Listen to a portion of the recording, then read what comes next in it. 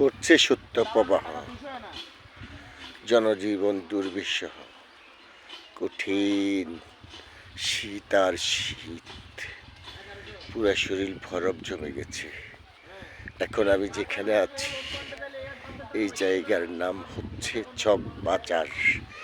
একেবারেই মেঘনার তীর ঘেঁষা একটা জায়গা, যেখানে পাশেই বয়ে গেছে অথল মেঘনা নদী। মেঘনা নদীর খুব তীর ঘেঁষেই এই এলাকা। সুদূর মরুভূমির সব দিকে মরুভূমি, মরুভূমি আর মরুভূমি। এখানে শুধু কৃষকের জমি খালি পড়ে আছে, ঘর বাড়ি খুব কম এই অঞ্চলে।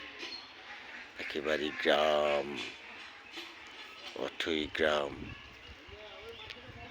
হ্যাঁ, এখানে দিনের বেলাও কুয়াশা পড়ে একেবারে সন্ধ্যার মতো হয়ে গেছে। মনে হচ্ছে যেন এখন সন্ধ্যা, কিন্তু এখন দুপুর। আজ 2 দিন আমি যে গ্রামে বেড়াতে এসেছি, এই গ্রামে কোনো সূর্যের দেখা মিলেনি, শুধু আছে কুয়াশা।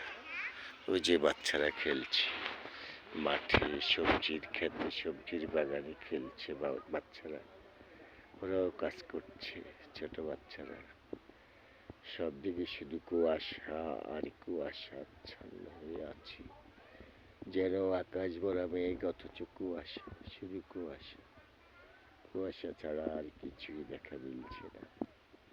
বৃষ্টির মতো হয়ে কুয়াশা পড়ছে। সত্য প্রবাহে জনজীবন দুর্ভোগে করতে হচ্ছে। গ্রামটা কিন্তু ভীষণ সুন্দর, তবে শীতে কুয়াশা ঘেরা সকাল যেন সন্ধ্যার মতো হয়ে গেছে। খুবই শীত।